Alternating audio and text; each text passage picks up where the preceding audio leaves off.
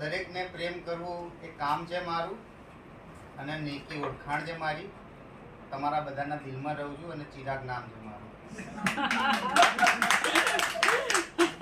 હવે એકચ્યુઅલી હું education sector સાથે સંકળાયેલો છું, અને આજે મેં અને નિલેશભાઈએ થઈને અમને એક વિચાર આવ્યો કે ભાઈ આવતીકાલે 12 મે ઇન્ટરનેશનલ મધર્સ ડે આવે છે, રાઈટ? વિશ્વ માતૃ દિવસ.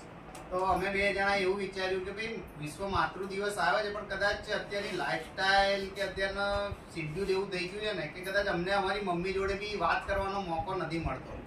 કદાચ મમ્મીને થેન્ક યુ કહેવાનો મોકો નથી મળતો કે મમ્મી થેન્ક યુ કે તેમાં અમારા માટે આજે સુધી કેટલું કર્યું છે કે કદાચ લખવા બેસીને તો જિંદગી ટૂંકી પડે તો બી એ ખૂટે નહીં.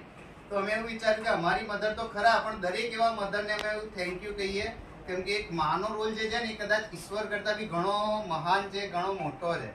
એટલે અમે આજે એવા મધર્સને ઇન્વાઇટ કર્યા છે કે જે મધર્સ હોવાનું પોતાનો રોલ તો પૂરેપૂરો સફળતા સાથે પૂર્ણ કરે જ છે, પણ જોડે જોડે કહેવાય કે વર્કિંગ વુમન તરીકે બી કામ કરે છે.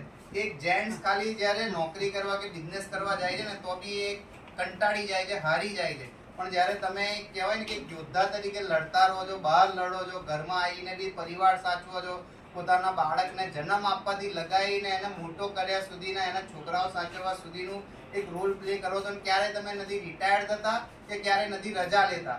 તો એની માટે તમારે બધી જ માતાઓને આજે અમે અભિનંદન આપવા માટે અને ધન્યવાદ કહેવા માટે આજે અહીંયા ભેગા કર્યા છે.